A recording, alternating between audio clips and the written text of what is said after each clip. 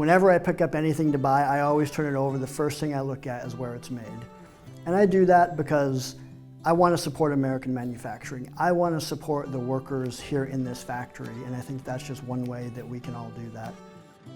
In our 60 years of innovation, BD Canaan has supported, most recently, the COVID pandemic. You know, everyone saw in the news all the focus on developing the vaccines. The thing often forgotten is how are those vaccines delivered? And all of that work wouldn't have meant anything if facilities like us were not able to produce syringes to administer those vaccines. There's numerous instances where the products we've produced here have really advanced the world of health.